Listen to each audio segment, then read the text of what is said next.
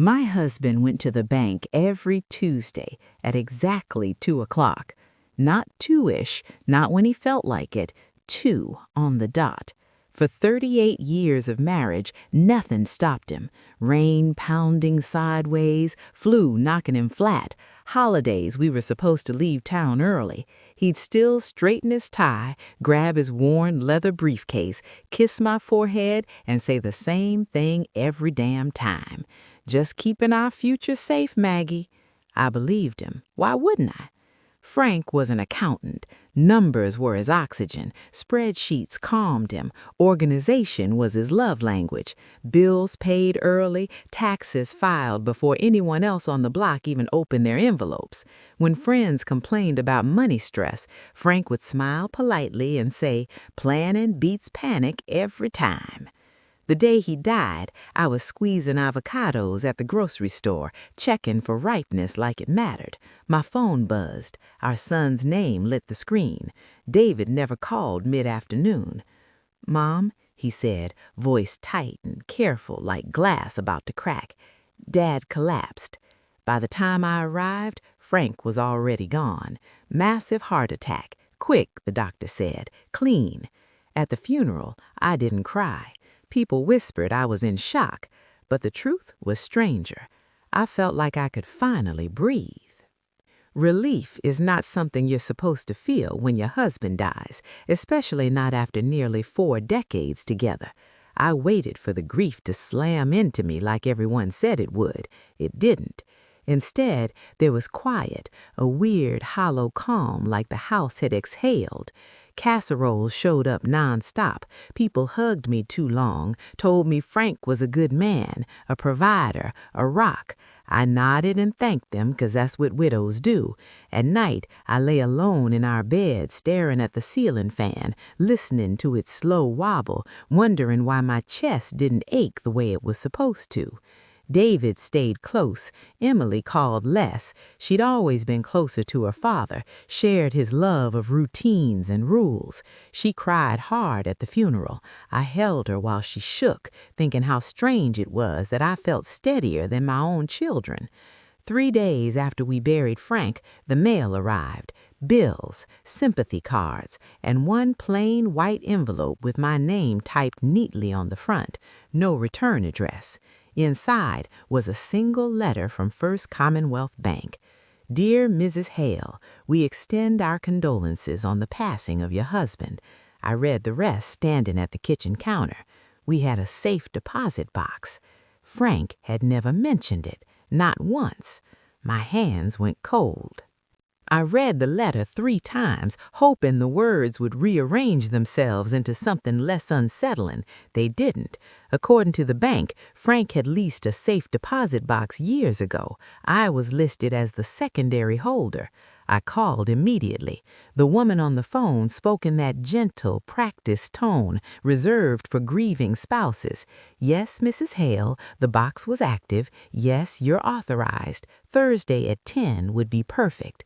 I hung up and stared at the wall. A safe deposit box meant secrets. Frank hated secrets, or so I thought. The next 2 days passed like I was underwater. I opened drawers Frank had labeled with surgical precision, file folders lined up like soldiers. Everything looked normal, too normal, like a movie set designed to scream stability.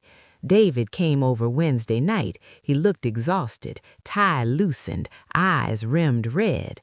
"Mom," he said carefully, sitting at the kitchen table, "I've been going through Dad's office files." My stomach sank. "And?" He slid a folder toward me.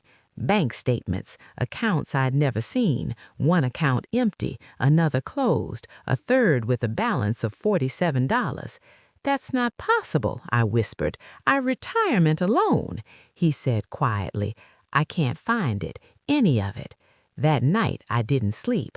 I replayed every Tuesday at 2, every kiss on my forehead, every time he told me not to worry. Thursday came anyway. The bank smelled like metal and money, and air conditioning turned too cold.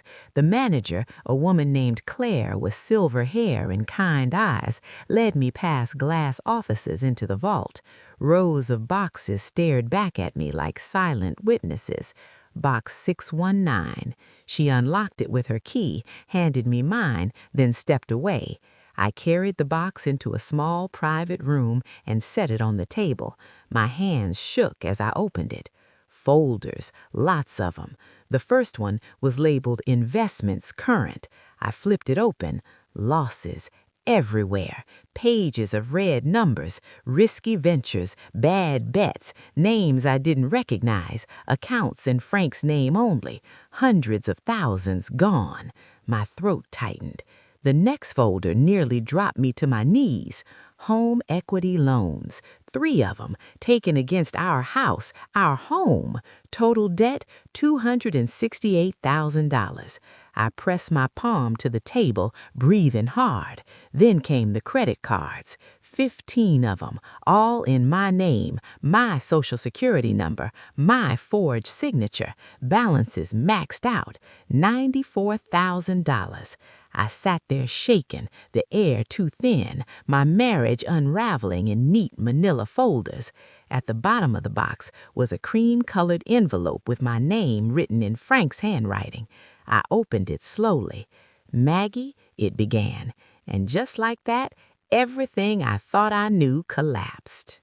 Frank's handwriting was always precise, slanted just slightly right, like he leaned into certainty. Seeing it now made my chest ache for the first time.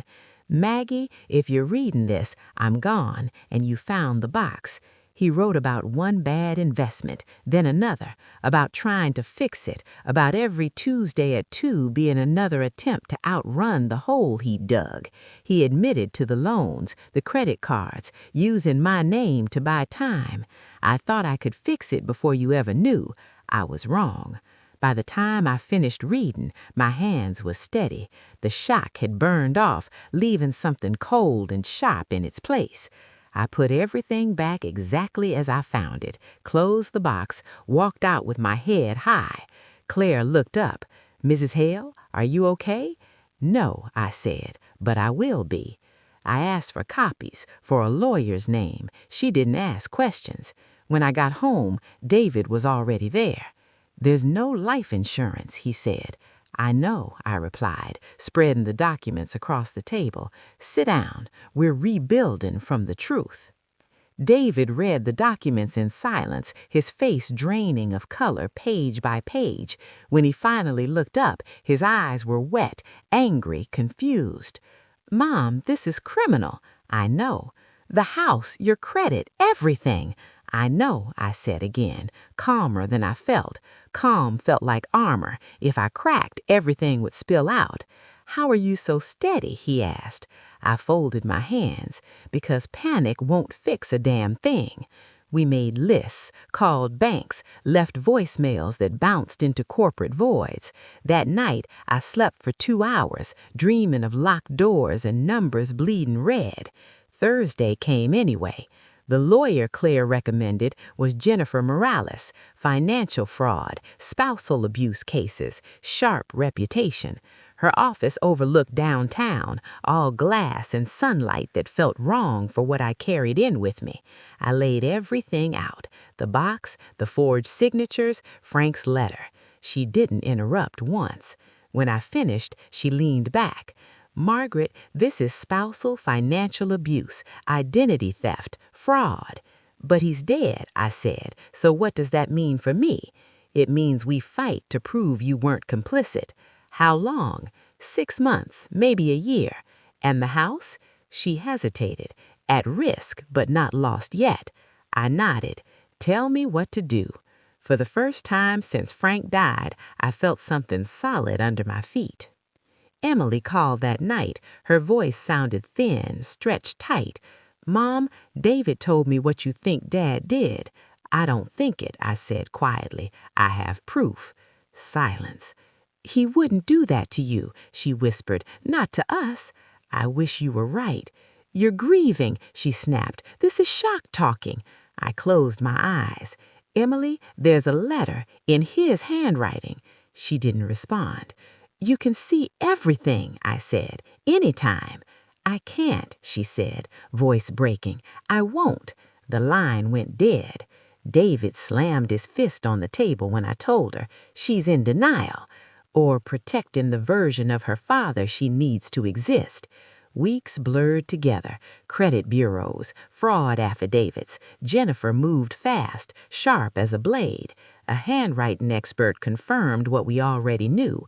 Emily stopped calling. Some friends stopped inviting me places. People don't like messy truths. They prefer neat grief, quiet widows, respectable lies. At night, I replayed every moment I trusted Frank, every time I handed him my blind faith like a gift. I wasn't angry yet. That came later. Jennifer warned me early. Legal fights cost money. Money I didn't have, so I updated a resume I hadn't touched in years. Librarian, part-time, retired, 40 years old and starting over. Rejection emails came fast. Then a small bookstore downtown called. The owner, Ruth, had silver hair and eyes that missed nothing. She scanned my resume, then looked at me. Why now? I could have lied. I didn't. My husband died, I said, and I found out he destroyed our finances. She studied me for a long moment, then smiled. When can you start? The bookstore smelled like paper and coffee and safety. I worked 3 days a week, shelved books, talked to customers, felt useful again. One afternoon, Ruth told me about her divorce decades ago. Everyone told me to try harder, she said. Funny how nobody tells liars that. I laughed for the first time in months. Outside of work, the case crawled forward. 2 credit card companies dropped the debt. Small wins. Proof truth mattered.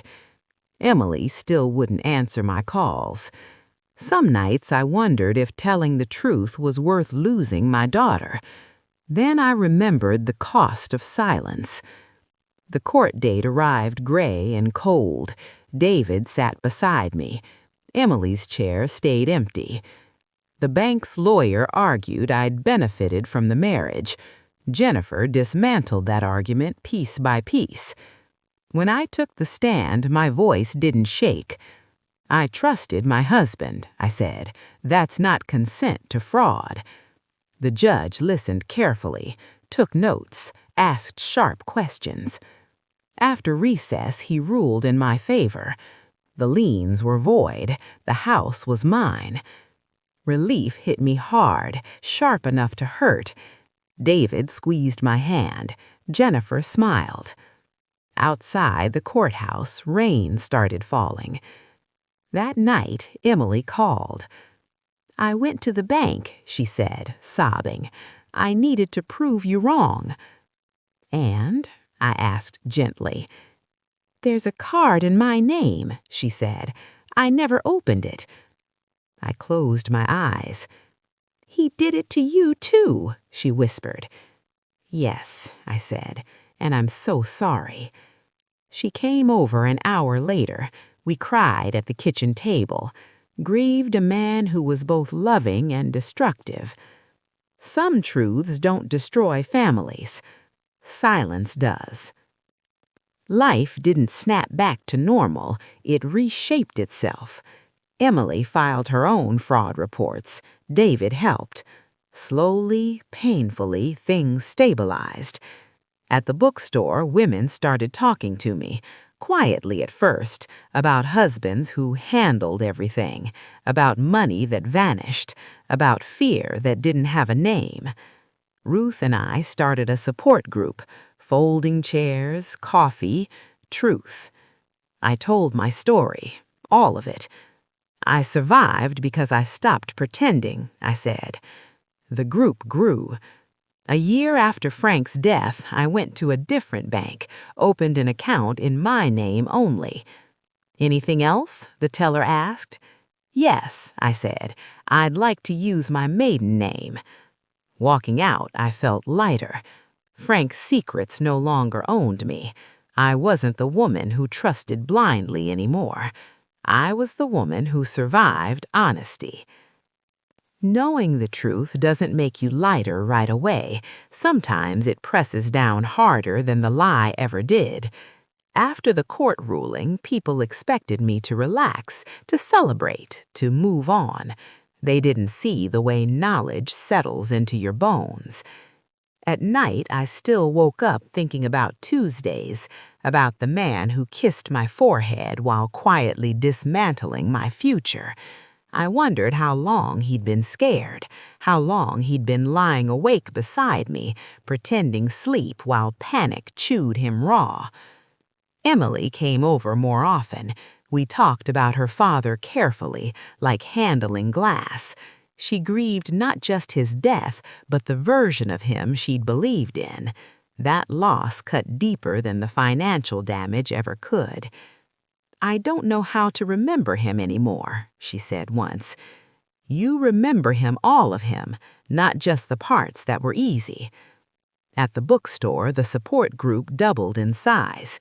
Women shared stories that echoed mine. Control dressed up as care. Silence mistaken for safety. Every story cracked something inside me, then stitched it back stronger. I wasn't surviving anymore. I was standing. The anger came late, slipped in quietly, then demanded to be heard. It showed up while I folded laundry, while I balanced my modest paycheck against bills that used to scare me, while I explained credit reports to women who were just discovering betrayal. One night, I stood in the kitchen staring at Frank's old briefcase, still hanging by the door. I opened it. Empty. Clean. Nothing left to hide. "You didn't decide my future," I said aloud, voice shaking. The sound startled me, but it also freed something. Anger wasn't poison anymore. It was fuel. I used it to speak louder in the group, to push back when creditors tried to intimidate me, to help Emily stop blaming herself for trusting her father. Ruth noticed the change. She said, "You've got fire now." I replied, "I earned it." Some women left the group once things stabilized. Others stayed, helping newcomers. Healing wasn't linear. It looped, twisted, backtracked. But every time I told my story, it lost power over me. I wasn't ashamed anymore. That mattered more than forgiveness. Memory is slippery. It edits itself to protect you. I started remembering moments I'd ignored for years. Frank snapping when I asked about money, how he'd tense before leaving for the bank, how he hated surprises. "How did I miss it?" I asked Jennifer once. "You trusted," she said. "That's not a flaw." Emily struggled harder. She wanted a villain or a saint. Life didn't offer either. One afternoon, Emily brought over an old photo album, Frank teaching her to ride a bike, Frank at her wedding, eyes wet with pride. "He loved us," she said. "Yes," I agreed, "and he hurt us." Holding both truths hurt like hell, but pretending one erased the other nearly broke us. The bookstore hosted a reading about financial independence. I spoke afterward. My hands shook, but my voice didn't. Transparency isn't distrust, it's respect. Women lined up afterward, some crying, some angry, some relieved. That night I realized something strange. I didn't feel defined by what Frank did anymore. I felt defined by what I did next. I stopped thinking in decades, started thinking in mornings. Morning coffee, morning walks, morning plans that belonged to me. David joked that I was busier now than when I was married. He wasn't wrong. Purpose filled space that grief once occupied. The support group partnered with a local nonprofit. We created resource lists, legal referrals, credit counselors who didn't talk down to women. Emily volunteered too. Watching her guide someone through paperwork healed something in both of us. "You're good at this," I told her. She said, "I learned from you." I kept my maiden name at the bank. It felt like reclaiming a piece of myself I'd folded away for marriage. On what would have been our anniversary, I didn't go to the cemetery. I went to the bookstore, helped a woman file her first fraud report. It felt right. Frank's story didn't end me. It redirected me. Grief doesn't disappear. It softens, changes shape. Sometimes I still miss Frank, not the man who lied, but the man who made me laugh, who held my hand at movies, who knew how I took my coffee. Missing him doesn't mean excusing him. That distinction took time. The house stayed mine. The roses bloomed again. Life stitched itself back together unevenly, honestly. One evening, Ruth poured wine after closing. "She ever think about love again?" she asked. I smiled and said, "I think about honesty." She laughed. "Fair enough."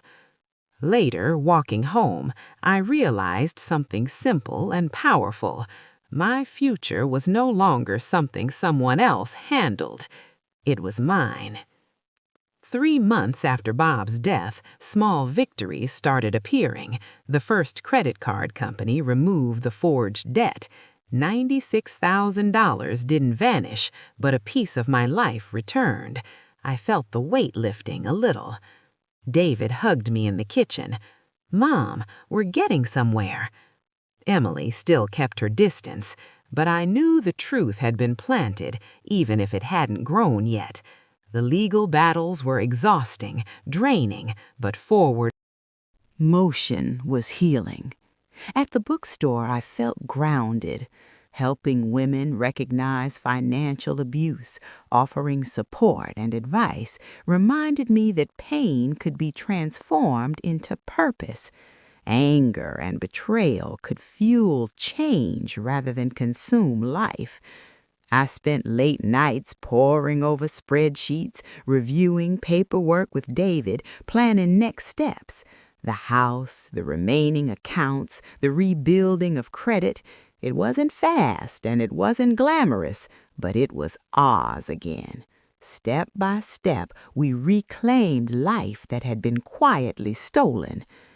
And I realized something profound. Surviving wasn't enough.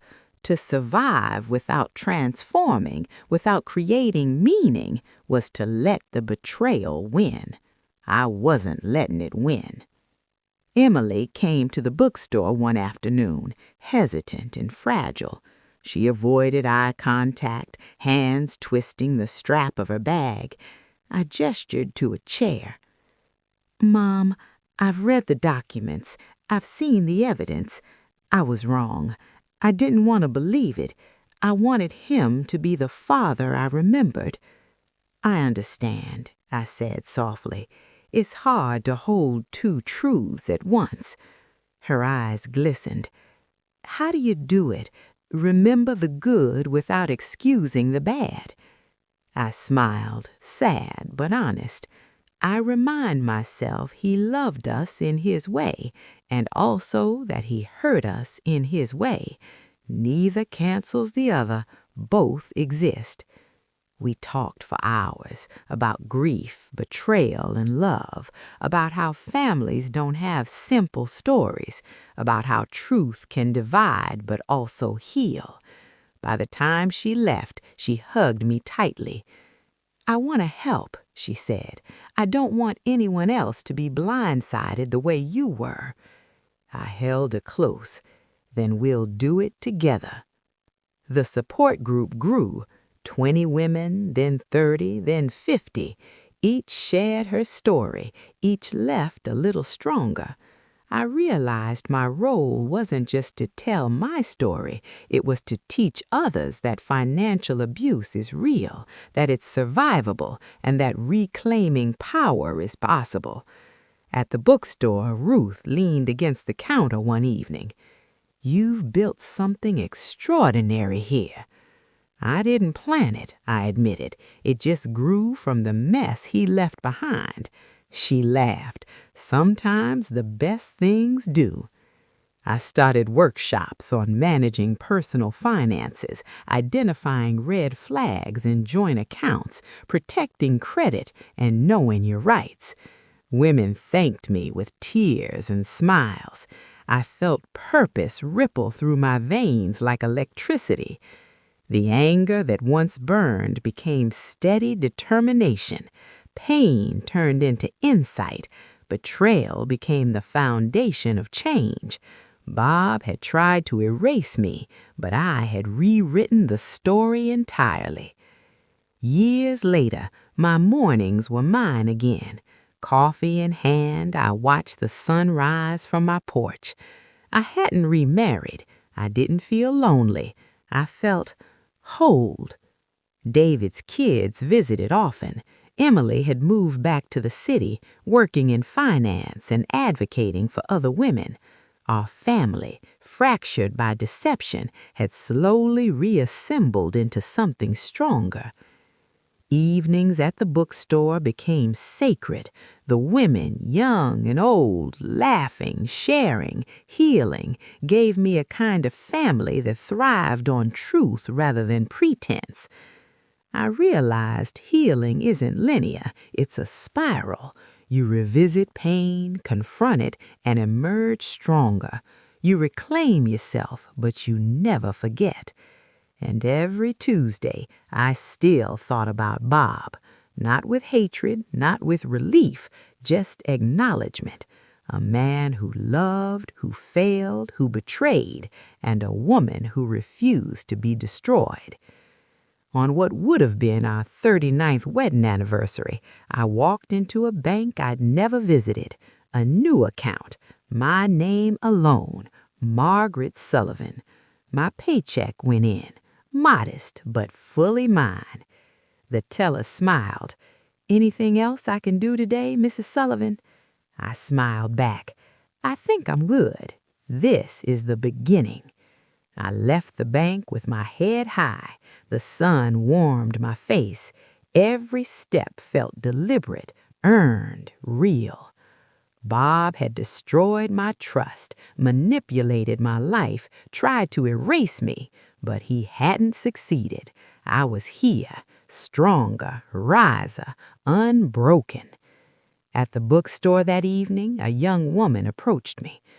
"I think my husband is hiding things from me. I'm scared." I took her hands. Trust that feeling. Ask questions. Look at the accounts. Protect yourself. Being careful isn't paranoia, it's survival. She nodded, a small smile breaking through her fear. "Thank you." I watched her leave, thinking this was what mattered. Not the betrayal, not the debt, not the past. What mattered was what I did next, how I transformed, how I survived and thrived. Because surviving is just the start. Reclaiming your life, building something honest, helping others, that's the victory. And I had it. I was Margaret Sullivan again, and I would never let anyone take that from me.